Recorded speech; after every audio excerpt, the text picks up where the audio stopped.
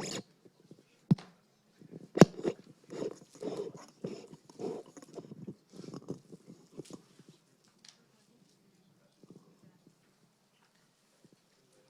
everyone, I hope your essays are going well. I know about half of you. My name's Michaela. I'm one of the Hoy subject leaders. This morning I will start the Enlightenment lectures. Next week, Alicia, who you also know, who is a philosopher, will give you the second Enlightenment lecture. And then you guys have exams and a break. And when you come back, you will have the third Enlightenment lecture.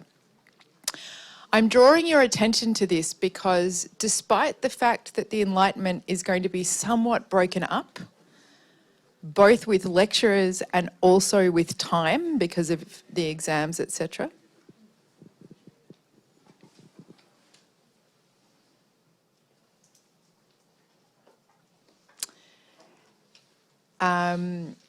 it's quite an important unit.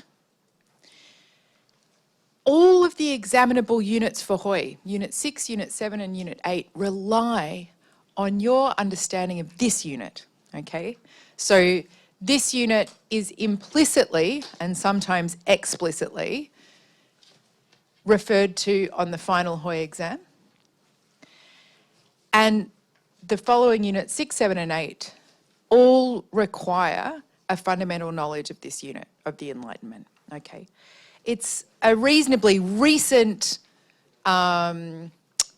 period in the history of ideas, but an axiomatic one. It makes a big difference to everything that comes afterwards. And I will try and explain today some of the reasons why that is the case, okay? So strongly encourage you to note mentally for yourself that this unit, although it will be broken up, is a really vital unit for the rest of the course.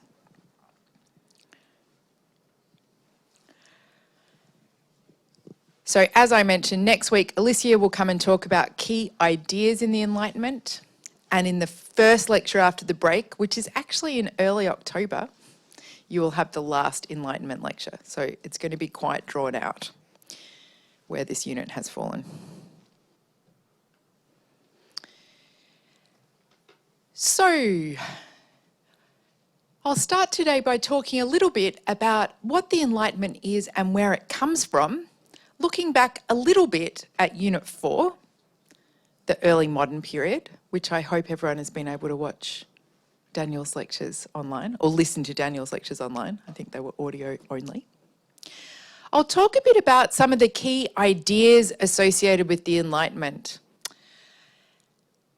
as well as some of the key values. And these will come up again in later units because Enlightenment values and ideas either become the point for development in the West after the Enlightenment or, at times, a point of resistance that these values are rejected in particular ways by other movements. Yeah. To that end, I will say a bit about why the idea and the narrative of progress becomes so important in the Enlightenment. Progress has not been a very important idea in the history of ideas up until the Enlightenment, but after the Enlightenment, in the Enlightenment and after the Enlightenment, it becomes one of the most persuasive and powerful ideas about human society, yeah, the idea of progress. And then to finish out the lecture, I'll talk a little bit, I'll gesture towards, so that you have a sense of what's coming next, some of the key philosophical ideas that will happen in the Enlightenment, and these are philosophical schools we still grapple with in society today when people are making decisions about all sorts of important things.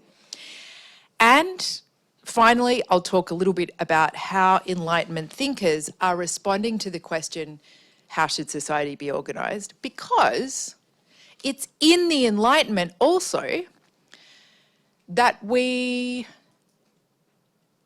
end up with a particular analysis of power and authority and why government should govern that, again, we are still living with at the moment. Yeah? So quite an important period of ideas. Some earlier influences on the Enlightenment, which hopefully you have a sense of from your encounter with Unit 4 recordings, include the intellectual developments of the scientific revolution, like the emphasis in the scientific revolution on objectivity and reason, and replicability, the idea that if Sina and Ruo Qi are to conduct an experiment, as long as they know the conditions, they can replicate it, they can get the same results. This was not so much an idea before the scientific revolution, at least in the history of Western ideas. In the early modern period also, we see some reorganisation in political thought. And so the Enlightenment, in many ways, doesn't invent the political thought that becomes so important, but it develops it in a particular Enlightenment sort of way. And I'll explain what that is in this lecture. So the Enlightenment is going to apply many of the values that we associate with the new science beyond the scientific sphere, into the human sphere. They take the methodology of science and say, we can replicate this in other aspects of our lives. They also give their own flavour. They continue to work on the question of where authority comes from. And of course, this has been seriously challenged by the decline in power of the Catholic Church, or what is known as Christendom. So, after the fall of the Roman Empire, if you think all the way back to Unit 2 in Hoi, the West loses the influence of Roman authority, and what replaces it is the rise of Christendom, right? That is the Catholic Church. But at the time, it's not necessarily called the Catholic Church to distinguish from other churches, because it's the one church, right? It's the main dominating religious authority. In the early modern period, that all changes with the guy pictured down the bottom of this slide. Does anyone know who that is? Oh my gosh, you haven't seen this guy before? Oh, good job. Who said that? Was it you, Hanson? No? Thank you. From that area at any rate. Thank you. So, Martin Luther is the leader, if you like, of the Protestant Reformation. That is, he challenges the authority of the Catholic Church because he thinks the Catholic Church has lost its way and that faith should be a matter between an individual and God without the mediation of so many church dignitaries, right? One of Martin Luther's main complaints is that the Catholic Church has become very corrupted. In particular, he is critical of something known as indulgences. That is, you can buy your way to heaven, right? Which to Martin Luther seems to be antithetical to what religion and faith and a relationship with God should be. So, Martin Luther is the first, but he won't be the last challenge to the authority of the church in the early modern period, and this carries into the Enlightenment. Similarly, Renaissance humanism, another feature of the early modern period and a particular current in thought, although still religious, and I have to emphasise that for all of these people, Religion is still very important. They're just questioning how you go about it. The same is actually true in the Enlightenment. Sometimes people mistake the Enlightenment for being irreligious or atheist. It's not. People are still religious, but they question where religion should be in their life, right? That it shouldn't be necessarily the organising principle of authority or the way that states make their decisions. So Renaissance humanism starts a fascination, if you like, in secular life, moving away from the spiritual to questions of broader education, right? Including the flourishing of the arts. Although we can see, of course, in the artwork that there is an interest too in religion. You may recognise this image on the left. Does anyone know the name of that particular painting?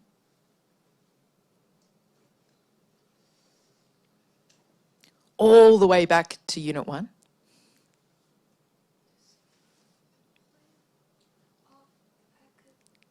Athens, the School of Athens. It's all the classical Greek philosophers, right? Does anyone know where it is? In the world? Where is this painting? Paris. No, not Paris. Quite close to Paris. Short flight. A short flight from Paris.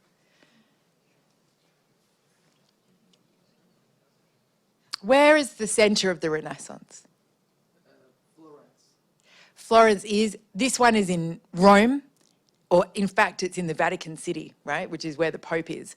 But it's a secular, very famous secular painting from the Renaissance in a religious palace, right?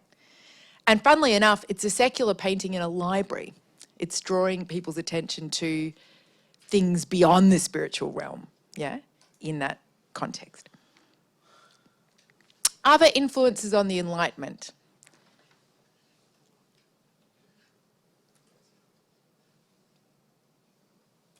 The Age of Discovery.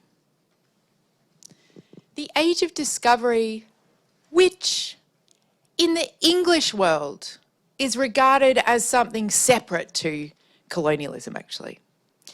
If we were all Spanish speakers in Latin America, the Age of Discovery would be taught as part of colonialism. But whether we think of it as something that happens before colonialism or as something that should rightly be included in the idea of colonialism, which you guys will study in Unit 7, the Age of Discovery, at least in Europe, has a big impact on people's understanding of their place in the world. They discover new places. Of course, there are already people there and those people know they're there, so discovery is a bit of a weird word for it.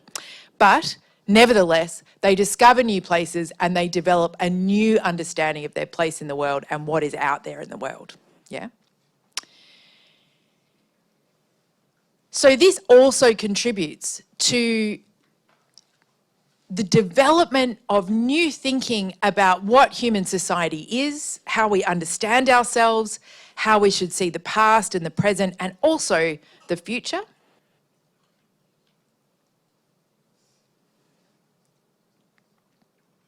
And that is a sort of potted account of why Unit 4 is very important to understanding Unit 5, right? Why the early modern period is important to the Enlightenment.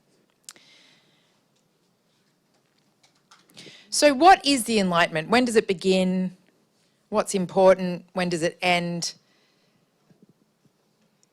It's one of those movements, like any movement, that starts before people quite know it started, right? And people don't quite know when it ends either, but there are some common dates that are given. It's often said to have begun sort of after the scientific revolution. It's not at the same time as the scientific revolution, but people start thinking about things in a new way, in this sort of Enlightenment way after the scientific revolution. And that it ends at the end of the 18th century with the French Revolution. In the last lecture, you will hear a bit more about those revolutions that occurred during the Enlightenment. and they're quite an important political development in the Enlightenment. The Enlightenment is also known as the Age of Reason or the long 18th century.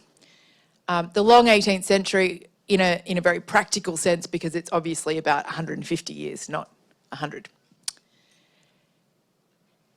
The Enlightenment is also many things. There are different strands of thought, attitude, and actually there's not uniformity around this. People don't necessarily agree, but it's important to note that unlike the Renaissance, which we now call the Renaissance, actually it's a much later historian than the time that calls it the Renaissance, but in the Enlightenment, people have an understanding of themselves being in the Enlightenment. They call it the Enlightenment. They call themselves, Enlightenment thinkers, philosophers. In fact, there are a number of competitions which are run during the Enlightenment when Enlightenment thinkers contribute essays answering the question, what is enlightenment? And they don't agree with each other. So the essays say different things, yeah? So we have many historic definitions of what enlightenment is from Enlightenment thinkers that are all different, yeah? But they understand they are in the Enlightenment. So I think it's important to emphasise that the Enlightenment is different in different places. The Enlightenment in Italy is not the same as the Enlightenment in France, is not the same as the Enlightenment in England, is not the same as the Enlightenment in Scotland, etc. There are a number of reasons for this. Sometimes it has to do with religious influence. The Scottish have a different religion to the English have a different religion to continental Europe, that is France and Italy, yeah. Sometimes it's about the historic forces of state. So how does a particular state govern criminal activity, for example? Different developments of law have impacts on what concerns different Enlightenment thinkers in different places. And law reforms, the processes of law reforms, concern people differently for that reason. So it's one of the reasons why Enlightenment is necessarily different in different places, because people are responding to their local environment, yeah? What is practical? What do we need here? It would be the same if I asked everyone in this lecture theatre where they were from and what the main concerns were where you lived. If we put aside something like climate catastrophe, which we might acknowledge concerns everyone, you may well tell me that there are very different concerns where you're from compared to perhaps what the concerns might be here. Scholars, as I've said, at the time of the Enlightenment, debate what enlightenment is. And I have to say that has never stopped. People continue to debate what enlightenment was.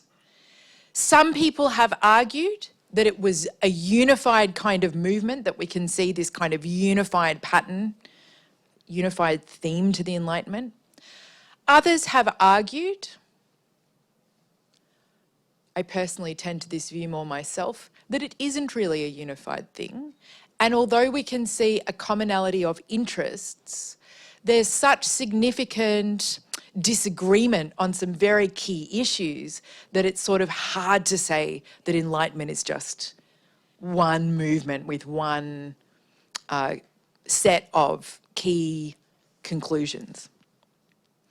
But that said, there are certainly some overarching commonalities. So because people usually love a definition, here are the overarching commonalities that you can see in the Enlightenment. The first one, it is an intellectual movement that emphasises reason and individualism rather than tradition, and in particular, religious tradition. So it is moving away from a traditional way of doing things, both spiritually and politically, and it starts to emphasise reason and individualism, which are not necessarily related things. It's worth noting. Second, the Enlightenment thinkers as a whole, and actually I think this is very common, this is a consistent thing across the Enlightenment. People are interested in both acquiring new knowledge and sharing new knowledge, and people have a belief that knowledge and education can have the power to transform society. Yeah? So this is quite a vital part of the Enlightenment. In fact, education as it is today, including here at Trinity and when you go to university, is very much part of an Enlightenment legacy, right? The way that we learn still is part of an Enlightenment legacy. And maybe that's changing now because of maybe because of the technology age, right? But we are still in the legacy of the Enlightenment in the way that we learn in institutions. Also, it's an intellectual movement with political consequences. And what I mean by that is people are developing a whole lot of theories, philosophical and political, and these are often ideas. They're writing responses to political situations that are affecting them. But what they write at that time has had consequences for us up until the present, yeah? The way that they develop a relationship to the citizen and the state is something that we still have as a kind of informing idea in our relationship with government in the 21st century. So it's different in different places, but some of the consistent concerns of the Enlightenment are reason, tolerance. Tolerance has a very specific connection here to religion. Freedom, an idea of liberty. New science, taking this from the scientific revolution, and critical thinking in general, questioning tradition, questioning received wisdom that may not hold anymore.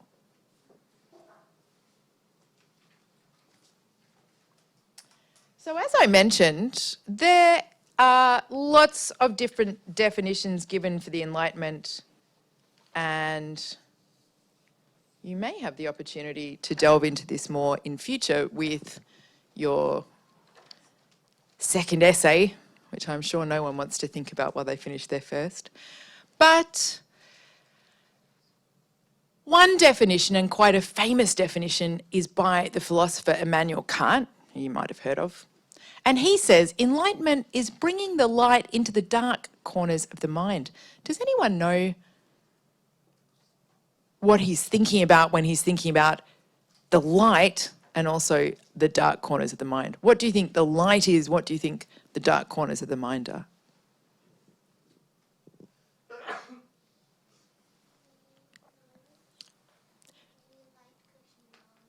Thank you. Is it Sophia? Yes. So knowledge.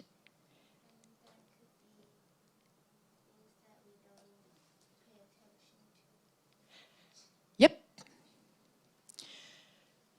Knowledge. Anything else? What else is the light of the Enlightenment? Truth.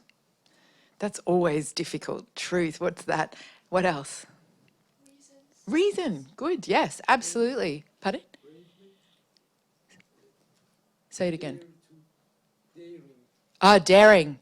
Bravery. Is that what you said first? Yep. Okay. So these are some ideas of light. They're all great suggestions. What about the dark corners of the mind? What might that be? Based on what I've just said. Maybe some beliefs that we believe that they are sacred. Beliefs, traditions. Yeah. Anything else? What else are the dark corners of the mind?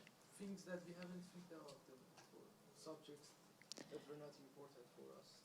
Subjects that aren't important, or subjects that maybe are important but that we don't question, right? There's a failure to question. The dark corners of the mind are the things that people have sort of accepted, right? Without really questioning what they might be. So the dark corners of the mind are typically thought of to mean prejudice, superstition, ignorance, blindly following authority. So although this is just one small definition of what is enlightenment, and actually Immanuel Kant wrote a very long essay on this, so I've just picked out a small quote. But you can see that the Enlightenment is radically questioning everything it is inherited, right? This is one of the big innovations of the Enlightenment, to think critically about the sorts of things people maybe haven't questioned in the past. And this is one of the reasons why it becomes such an important movement that continues to organise the modern world. So some key ideas associated with the Enlightenment. Because it is such a diverse movement, it's impossible to pin this down. Different Enlightenment thinkers are concerned with different things. There's an Enlightenment thinker from Italy, for example, who founds the modern discipline of criminology, if anyone wants to be a criminologist in here. And he does this by challenging, for example, the way that religion is used in law to try and extract confessions from people through physical torture, which he says is worthless. And of course, because he's in Italy, and that's where the Pope is, so it's very Catholic, right? This is his chief concern, is the way in which church and state are hand in hand at the particular moment he's writing, and the way that he is arguing they should not be, that faith has no place in criminal law, yeah? This is his argument, and it's quite a radical one for the time. And it's actually, the Italians are not very interested in what he's writing at the time. It's the French and the English who are very interested in what he's writing, and they celebrate him more than the Italians do, until actually quite recently, in an historic sense. There's some people in the Enlightenment who question slavery. In France, there are movements to get rid of things like slavery, right? They have a very different attitude to the Americans. Why do you think that is? The Americans are pro-slavery. Why?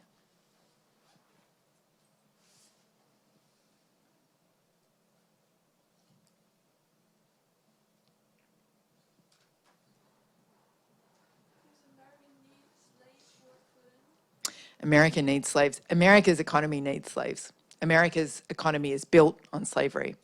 Some people would argue that everyone's economy was built on slavery. It's just that France or England already had an economy that was built, right?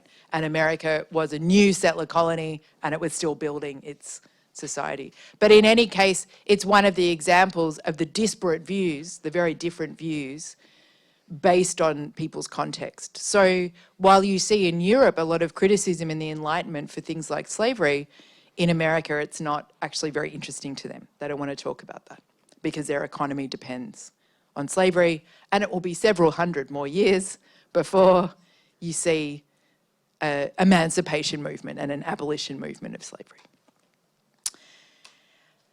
But I'm emphasising the differences. There are also shared ideas across Europe and the USA and other places. And although the people we tend to remember in history are the elite, right? But actually, what everyone is advocating for at this time, the elite thinkers, is that this knowledge should be available to all. And there are practical steps that people actually take in the Enlightenment to make it possible to make knowledge available to all. This is a lovely map of people writing to one another in the Enlightenment. This is where all the letters are going, right? And you can see that there's a very rich letter writing culture, and it demonstrates this exchange of ideas.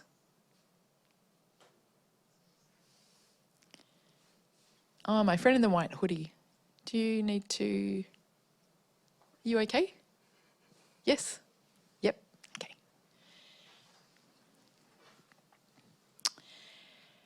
The letters refer to this as the invisible college, this idea of an exchange of letters between people, Letters are obviously transient, they're flying around the world, they're not a physical location, they're not a formal organisation like university. But within these letters that go back and forth between various Enlightenment thinkers all around Europe, in America, in even South America, I think, the writers refer to this idea of an invisible college.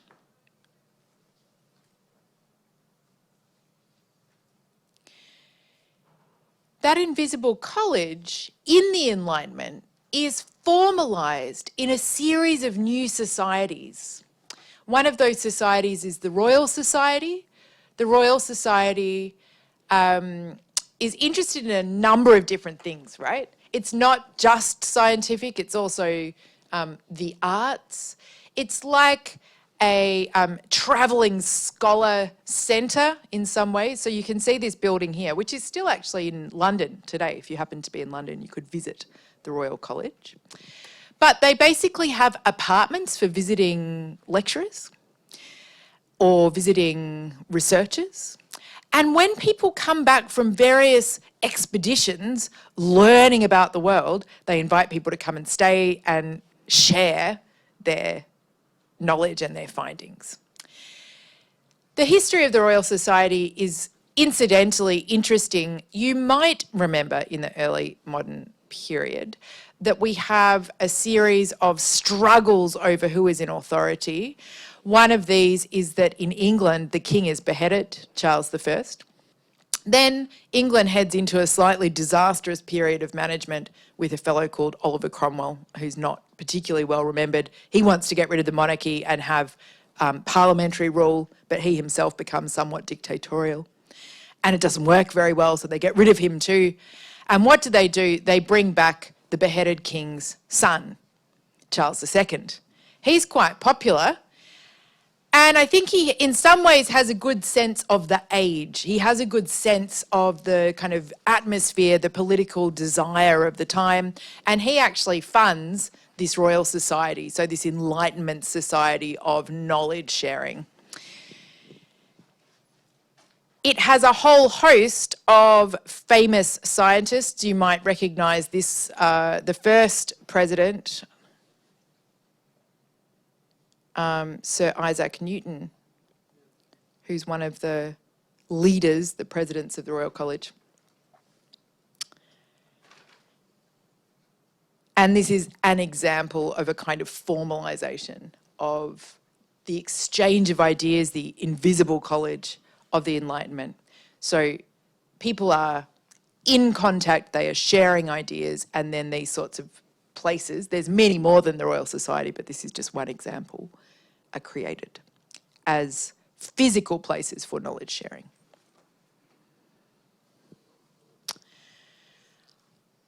I want to briefly touch on this guy and his influence on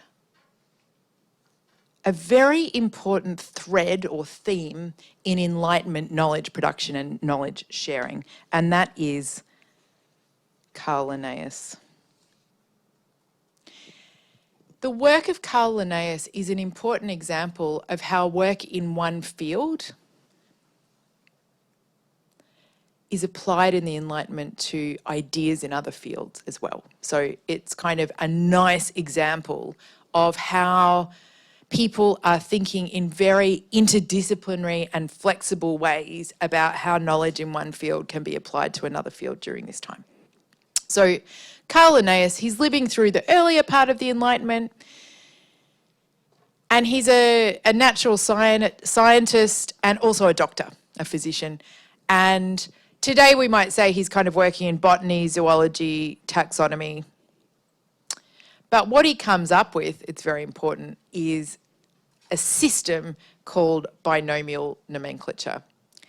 We still use this system, and particularly if anyone is interested in gardening, you might know that plants have Latin names, and that's from Carl Linnaeus.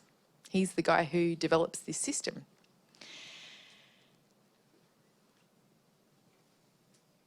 He's regarded as the father of modern taxonomy. That is, he comes up with a system for how we can sort the living natural world into categories. It's a methodology. It means that although he comes up with a system for a certain amount of stuff, it is possible, as more stuff becomes known, to add that into his system, right? So it's a kind of map or a model for how you might deal with new knowledge in the living natural world. Linnaeus himself sees his own binomial nomenclature system explode in his lifetime. When he first develops the idea and publishes a pamphlet in 1735 of this system of binomial nomenclature, it's 12 pages only, quite small. 20 years later, when he's publishing his 10th edition, at this point he's classified 4,500 animals and nearly 8,000 plant species. So this rapid development of the application of the binomial nomenclature from Linnaeus is remarkable as a methodology, and many Enlightenment thinkers, some of whom you'll meet in future, like Jean-Jacques Rousseau, are absolutely impressed by Carl Linnaeus, and they regard him as being their hero, even though he's a scientist and they're not. They're political theorists or artists, stuff like this. Many of us will never really study binomial nomenclature. However, something that has had an impact on all of us is something that is inspired by, influenced by binomial nomenclature. And that is the application of science as a model for understanding society, applied to the human world in the form of the idea of the encyclopedia. What's an encyclopedia?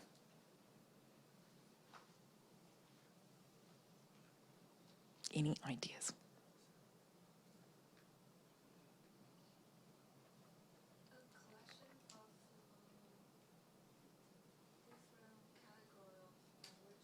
It is a category, a collection of different categories of knowledge. What could you expect to find in there?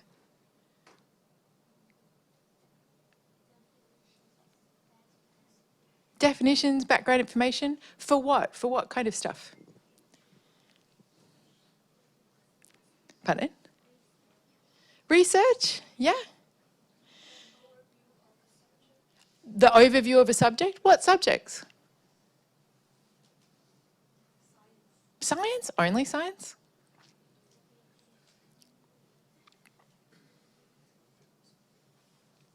What else? Philosophy, thank you. Is it Junjie? Yeah. What else? What else is in an encyclopedia? Who's ever used an encyclopedia?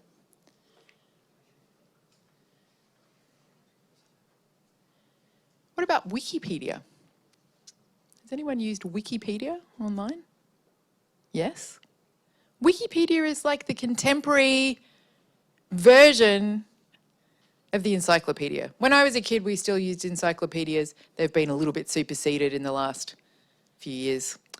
But the encyclopedia has a massive impact on the organisation and the categorisation of knowledge. It is part of a bigger project around knowledge and language. For example, it is during the Enlightenment that the first dictionaries are also created. That is the cataloguing of language, right?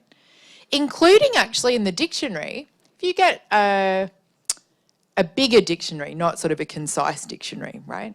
But if you get a bigger dictionary, it will tell you where a word has come from and how it's been used, yeah? It'll tell you the literature it's come from, the examples of it in language. The first version of the encyclopedia as a concept is French. The French write the encyclopedia. It is meant to document a system for human knowledge through thinking about memory, reason, and imagination. They're slightly unusual categories, you might think, for documenting knowledge: memory, reason, imagination. But nevertheless, this is how the French initially categorised the encyclopedia. The main architect of the encyclopedia is this guy, Denis Diderot. He is responsible for bringing the encyclopedia to life.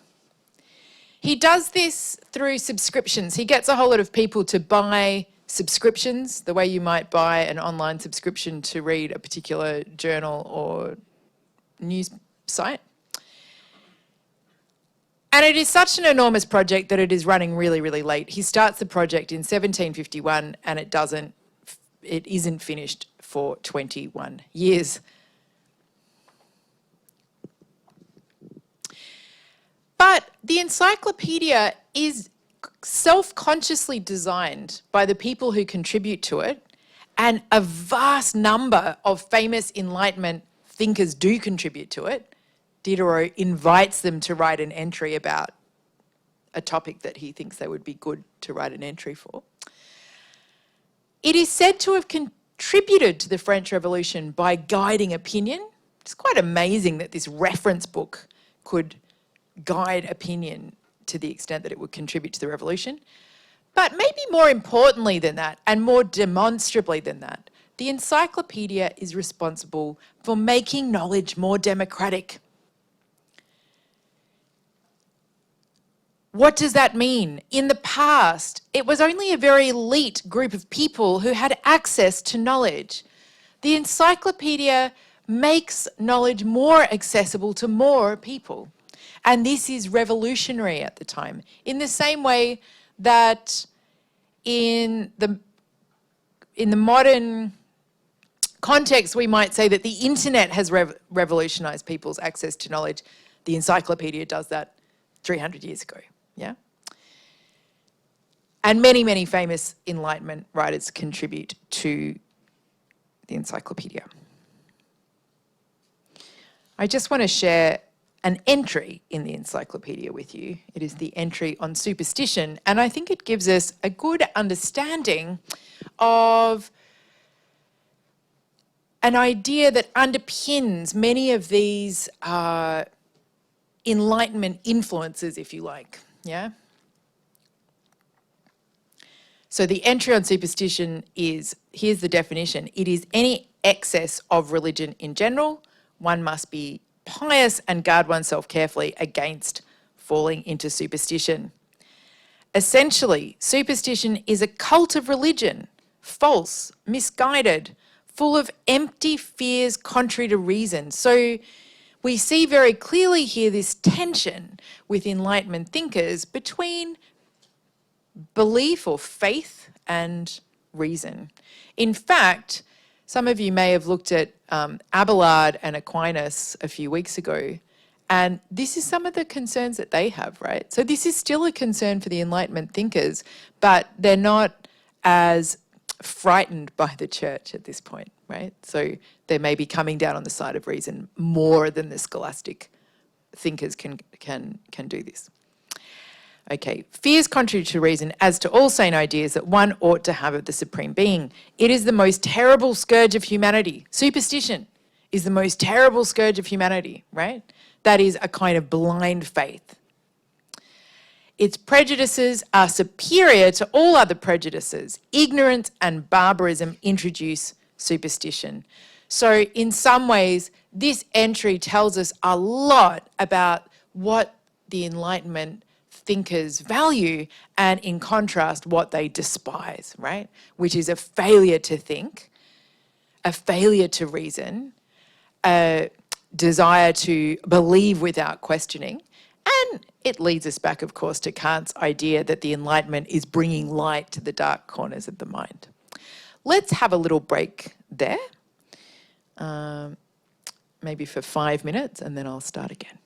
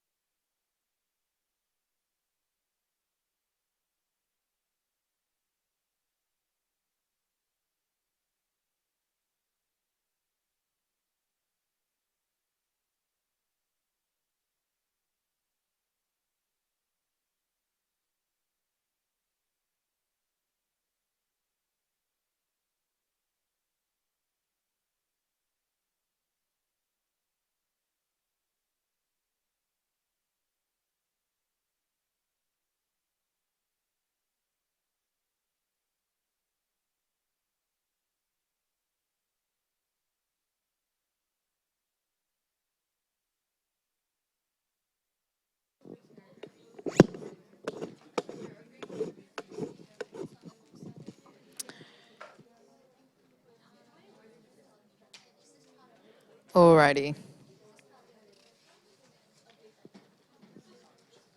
Does it be like in this way, just like I finished the conclusion here, and the reference list should be like You can, or you could just put it. I mean, below as it? long as long as it's not too close, but there's a little bit of a gap. I think you can put it on the same page. Did Daniel say to put it on another page?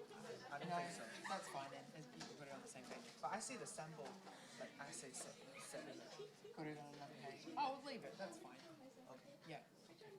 I think that formatting's good. Yeah. So just like this is okay. Yeah, I think so. Okay.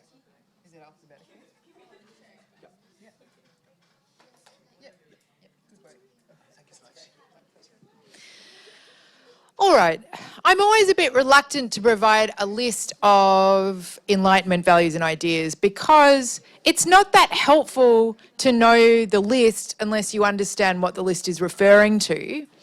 I've spoken a little bit about reason and tolerance already, critical thinking and criticism of the past. The idea that knowledge improves us, the use of the scientific model for understanding society. And I've also said a bit about ordering nature through Linnaeus and then the ordering of the encyclopedia. But it is important to think about a list of this nature in the context of, for example, what I've been talking about in the first half of the lecture, or things that you'll learn about later in the unit, rather than simply listing this in any given context. All right. Why is progress so important to an Enlightenment view of the world? I'm going to turn my attention to this briefly. And we have met some of these ideas of human society before. In the in the medieval period, which of these graphs describing human life do you think applies?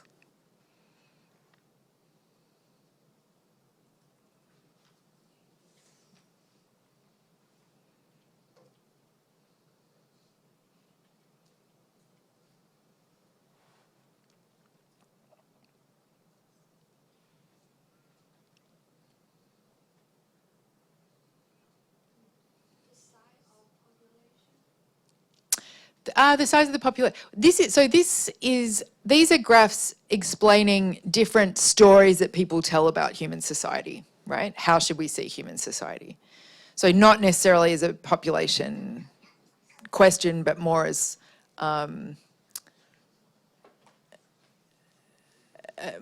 a question of. Sorry, can I ask people to turn off their phones? It's quite distracting to me. So this lady in the white hoodie. Thank you. The medieval people are people who are attached to seasons. And if you're attached to seasons, what narrative of human life do you think is going to appeal to them? Yeah, the cyclical idea. So, a cyclical view of human life up until the period of the Enlightenment is probably the most common. You like the seasons, have your seasons, right? Of youth, middle age, death, right? And things go round in a wheel-like or cyclical way. And it will be the same for your children and your great-grandchildren, etc., right? This characterises a narrative of human experience for many, many, many hundreds of years in the West. Periodically, however, there are people who start thinking that everything's in decline. This is also a popular narrative. One story I like to tell is that in the ancient Roman world, people felt like they were in end days, right? Like the world is collapsing. This is 2,000 years ago now. What did they do? They dug holes in the ground and got in because they literally thought it was the end of the world, yeah? So there are always some people attached to this decline narrative. Things are getting worse and we're in end days and we may as well dig a hole in the ground and get in, yeah? What is different about the Enlightenment, though, and what has had a huge impact on human society since then, is that in the Enlightenment, this idea of cyclical existence is replaced by an idea that existence is part of a progression. This relates, actually, quite importantly, to this idea of ordering and mastering nature and knowledge. If you can order and master nature and knowledge, you're no longer beholden to a cyclical and seasonal relationship to the world. You're actually able to develop things, to progress things, to move upwards in the world. And this becomes the view that characterises the Enlightenment, that human society is not cyclical, but rather on an upward trajectory, yeah? Why does it matter so much? Actually, it has a lot to do with how, as a society, we think about whether or not the world's getting better. In the Enlightenment, people think it is, but, and this is the key thing, I think, progress is understood as an improvement for everyone. And this invites an outlook on the world that is universal in nature. And this is actually very important to the Enlightenment as well. It is one of the Enlightenment values, a value of universalism, that what applies for me, or what is true for me, is true for all. This kind of makes sense if you think about scientific experiment, right? Like that if I can do it, you can do it. So there's a kind of universalist approach. I want to challenge that a bit though and say a positive interpretation of the idea of progress as a kind of universal experience is maybe to say, well, we're all interconnected in the world. The Enlightenment promotes, and some have argued this, and maybe you'll look at this again when you look at colonialism, progress does kind of promote an idea of interconnectedness. Universalism promotes an idea of interconnectedness. But progress also has some very problematic consequences that you will look at in Unit 7 and 8 of Hoy. For example, where is the centre of the universal view? Where is the centre?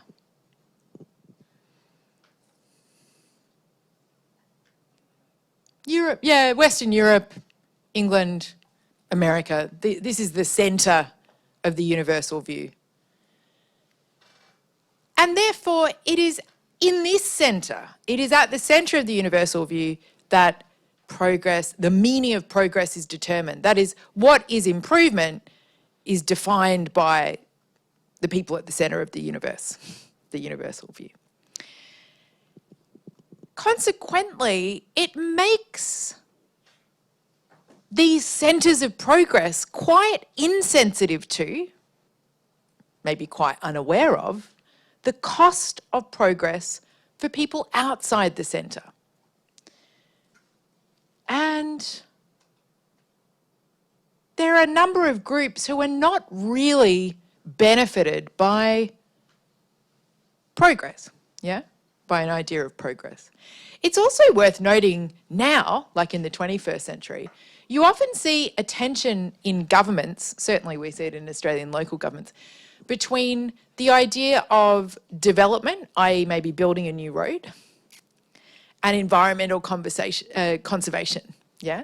And so it's maybe a very obvious example. If you have to cut down 20 trees to build a new section of road, we might understand today that progress is perhaps not the right word for that development, right? It's a development, sure, i.e. you're developing a road, but is it actually a progress? Does it have positive impacts?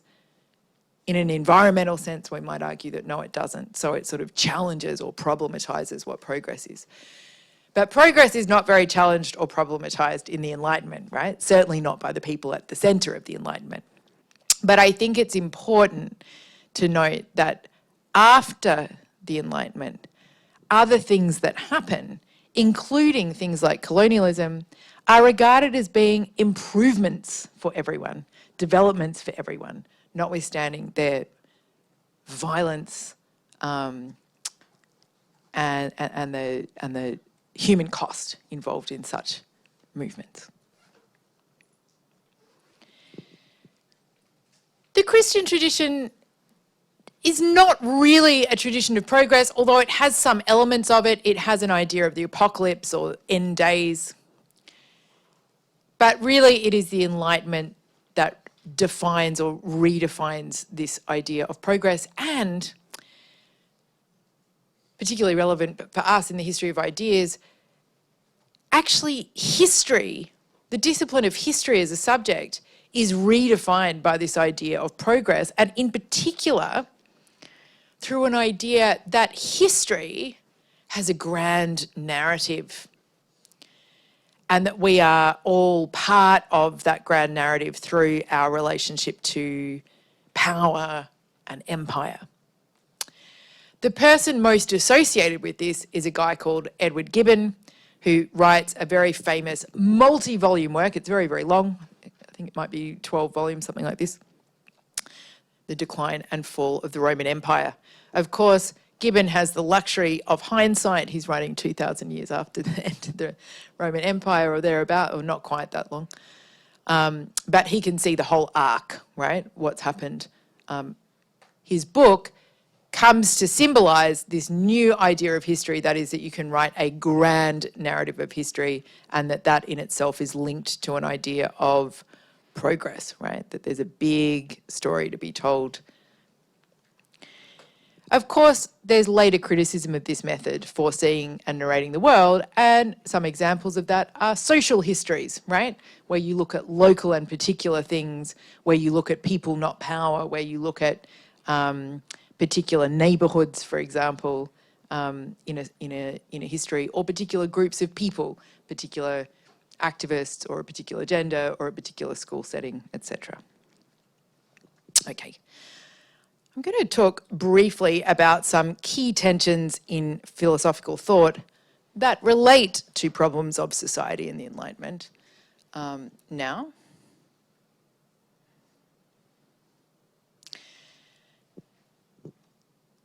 So some philosophical schools that emerge in the Enlightenment present us with different solutions to ethical problems that actually still have continuing relevance to us in society. How do we handle groups of people effectively? What is our priority when we apply law or when we consider economics?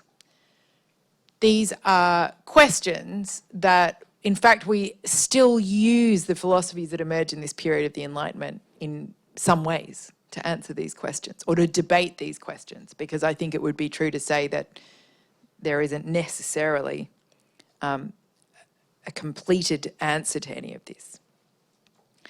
Perhaps you know the trolley problem, but the trolley problem illustrates two key areas of Enlightenment philosophy, two different disciplines or strands of Enlightenment philosophy. And the problem is this: a runaway trolley is rushing towards 5 people who are lying on the main track. You are standing near the lever, which you can pull. If you pull it, you will divert the trolley and it will run over 1 person. If you don't pull the lever, you know that the 5 people will die. What do? Do you do nothing and let the trolley kill the people on the main track? Or do you pull the lever, diverting the trolley, killing 1 person? What is the right thing to do and why? Tell me. What is the right thing to do and why?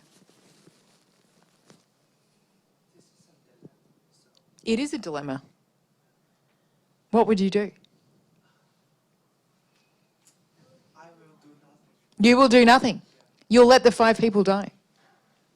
Because I think I want to follow the rationality. And what's rational about your decision? You want to focus on what? Present. On the present, So yeah, just do and letting the 5 people die. Okay. Other ideas? You want to kill one person? Why are you going to kill one person? So you feel like that's okay because 5 people are going to be saved. 5 are better than 1. Because I was on the trolley and I was just zooming through something happen. I think I have the responsibility to make a choice instead of doing nothing. Sure. But it's our judgment, right? Yes. It's our judgment. It is your judgment. That means you kill one person. That's right. If you don't do anything, then you don't kill any people. Like you let the God decide who should die. Okay, so on this side of the room we have the deontologists, and on this side of the room we have the consequentialists. In both sides, it will be consequences. Maybe. Yeah, of course, there's consequences on both sides. I'm not sure if this is going to play. Oh yes, such a keeper. The soy and the chook just make cravings deeper. Oh, they're rich. We are the perfect family. Kill someone and get away with it, Rich. Is there something that you want to tell me? They're covering. So here is hopefully going to be a video on the trolley problem. This is how They do things. They can arrest me, but they won't because I'm a white woman. I see you. I'm done with living the lies. Done. And there is a book in this, and it's going to be fantastic. Okay, so what do you think now? What would you do? Would you like to tell us? Do you feel like, I mean, if you're in the trolley, as opposed to standing beside the trolley, which is how you interpret it, I think, Rochi, then you feel worse running into the 5 people. In fact, I am not sure what I would do if it was my father, the one person on the track. Would I save him? Yes, probably. Even though he's not particularly young, maybe people on the other track have more time to live, but I have an emotional attachment to my dad, right? There are all sorts of scenarios in which this can be played out. For instance, Rochi has told us that you would pull the lever, yeah? What if you're a doctor, you have 1 healthy patient, 5 people who need organ transplants, and you can save all of them if you kill 1 person to take all their organs? What's that? Is that okay? So if you have a healthy person and 5 people who all need an organ transplant, and the healthy person can donate their organs, all I have to do is kill them to give the other people the organs. Is that okay? Because I'm going to save 5 people.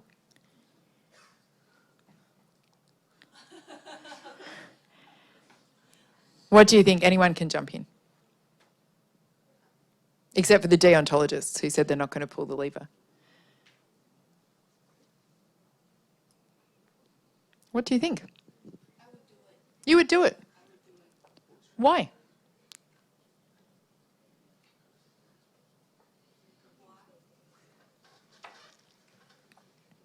What if their organs is going to be clogged and doesn't work anymore? So you cannot transplant. Well, then there's no point. Because there's got to be a relationship between one death and the other deaths, right? In the experiment. In any case, what it highlights for us is 2 key philosophical strands in the Enlightenment. These are the deontologists who are concerned primarily and in some ways only with our actions in the world, right? What I do is my concern, but what the effect of what I do is not my concern, right? So in the trolley problem, the deontologist does not pull the lever because the fact that not intervening kills 5 people is not something that that person is actually responsible for. As you said, it's kind of an act of God. In consequence, if I pull the lever and I'm a deontologist, I now am responsible for the murder of someone, yeah? So I don't pull the lever. The alternative school of thought, the consequentialists, say that is a crazy philosophical experiment to say that you don't have a relational and responsible position in the world, right? It is obvious if you don't pull the lever that more people are going to die than if you do. And so actually the outcome is much more important than whether or not you pull the lever.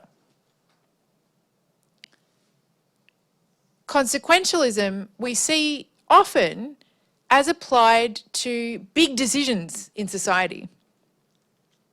What is best for all? So these applications of philosophical approaches, even today, are descriptive of some of the tensions we see in policy making. For example, in law, should we focus on keeping the community safe, or should we focus on rehabilitating a criminal?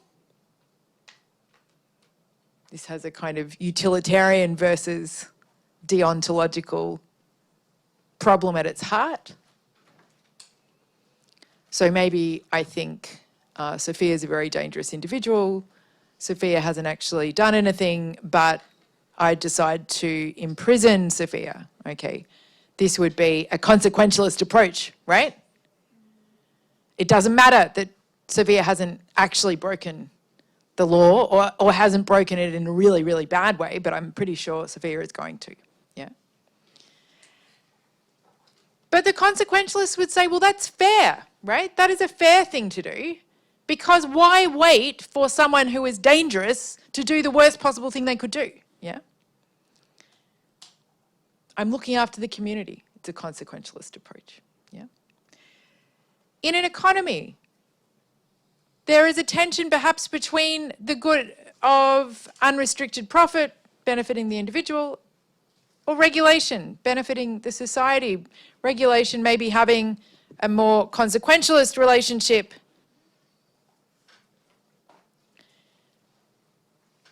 Similarly, politics and governance. Certainly in Australia, we have a great belief in the virtue of democracy. But there's a much older question about democracy, which the Greeks and the Romans and many others that we've studied in Hoy are grappling with, which is, should people with no special knowledge be allowed to make decisions where special knowledge is required? Yeah. And what I can say is that I don't think either deontology or consequentialism, which actually we tend to call utilitarianism in the modern world, and it's developed by various philosophers along the way, but neither of them seem capable actually of resolving all the ethical issues in a society.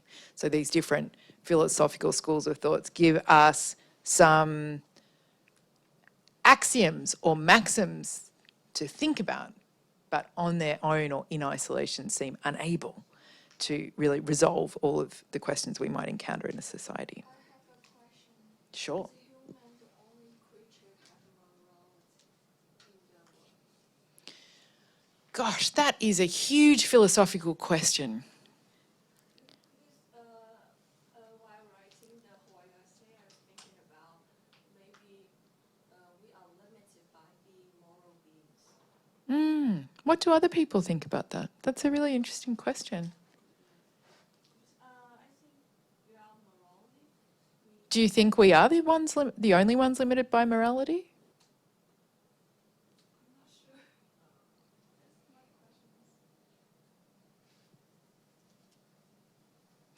question. Who is our morality?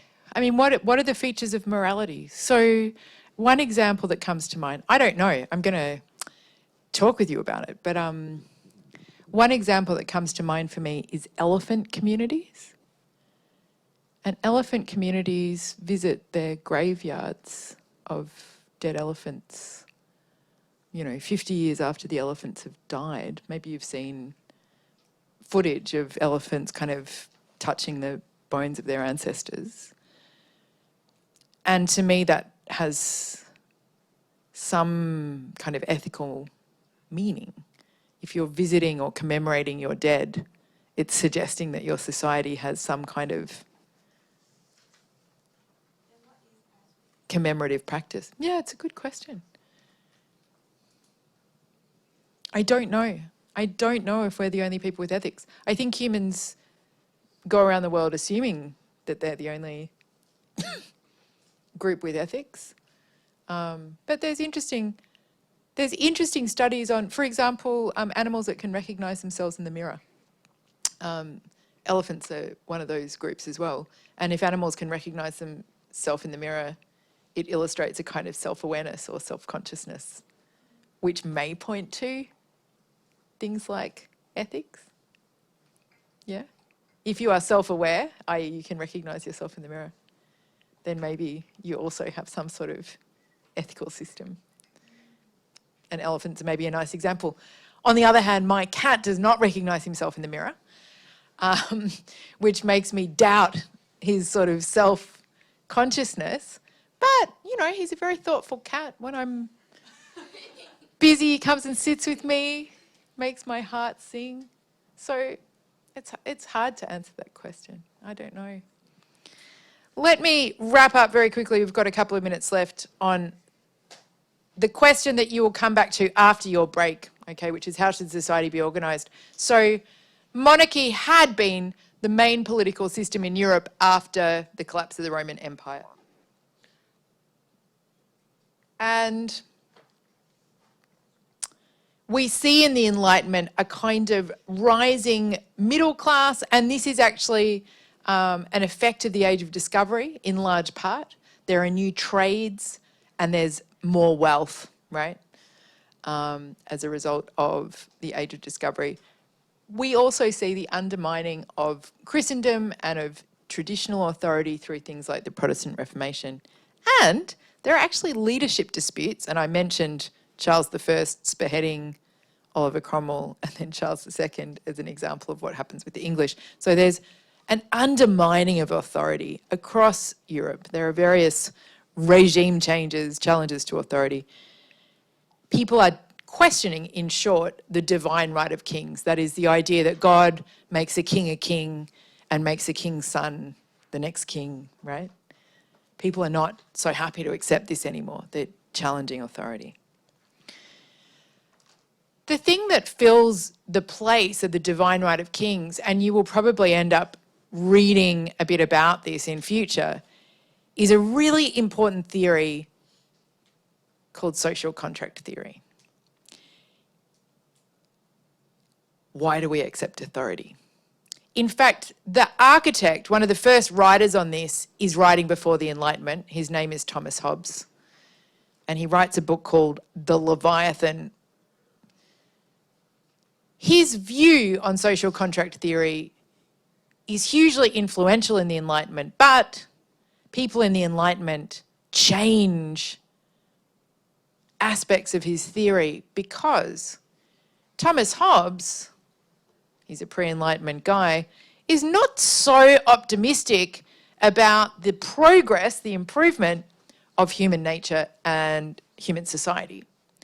In contrast, Enlightenment thinkers are optimistic about both human reason, the capacity of the human, and the capacity of human society to get better, right? So this philosophy is really important, but the Thomas Hobbes flavour, the kind of pre-Enlightenment flavour, is not where it ends, not where the social contract theory ends. In short, Hobbes, who lived through a nasty and bloody civil war, says, what would life be like without a government? And very famously, he says it would be mean, nasty, brutish, and short. That is, you would be killed by someone trying to acquire your assets, yeah? He concludes that if we don't have government, a sovereign, he calls it, people will have to live with unbearable certainty, and so instead, people agree to tyranny. That is a kind of all-powerful sovereign, because it is better than the alternative, which is a terrifying short life in what is called the state of nature, although I won't go into that too much right now. What's so important about this? Well, it's a secular theory of government. It is a non-religious explanation for where power and authority comes from, and most importantly, for the Enlightenment people who are looking back at Thomas Hobbes's theories. Thomas Hobbes says, the power of the sovereign comes from the fact that people agree to the sovereign. That is, the sovereign's power is from the people, not from God, but from the agreement of people to be ruled by the sovereign. And this is a radical new way of thinking about power in society and authority in society. So many Enlightenment thinkers developed different versions of this theory, although they do not share Thomas Hobbes's pessimistic view of human nature. So some of their theories are a bit more optimistic, and some of their theories offer a foundation, in fact, for the modern category of human rights, although they're not called human rights at this time, they're called natural rights. Why the social contract? Why is it called a contract? Because, I love talking about law sometimes, it has the crucial elements of a contract. What is the most crucial element in a contract? In a contract? Punishment. That's grim. I hope not. I hope punishment is not the main element of a contract. But you don't need punishment to have a contract. There's one thing that all contracts need, or they can't be contracts. Only one thing. No. What's that? A signature? No. Pardon? Terms and conditions? No. The most crucial and underlying aspect of any contract. You can have an agreement, but an agreement can be under duress, right? Duress means one person didn't really want to agree, but they were forced into it. And it could be a valid contract, right? So agreement's not essential. You could have it signed, although recently I was listening to a case saying that a thumbs up was like a signature for a contract in a text message. So you don't necessarily need a signature. Terms and conditions may vary and may or may not be spelled out in detail. But the fundamental thing you need in a contract, or you do not have a contract, is exchange, right? A contract is an exchange. What am I giving? What am I getting? If there isn't an exchange in a contract, then a contract can't be valid. It doesn't have to be equal, right? So I could take Sina's laptop and offer him this abandoned water bottle, right? And obviously the values are not equal, but it could be a contract because there's an exchange, right? You'll look in more detail at this exciting area of political theory in the third lecture for the Enlightenment, which will be after your break. And you'll also have a look at how it impacts on Enlightenment revolutions, which are also pretty interesting. So next week you'll have Alicia.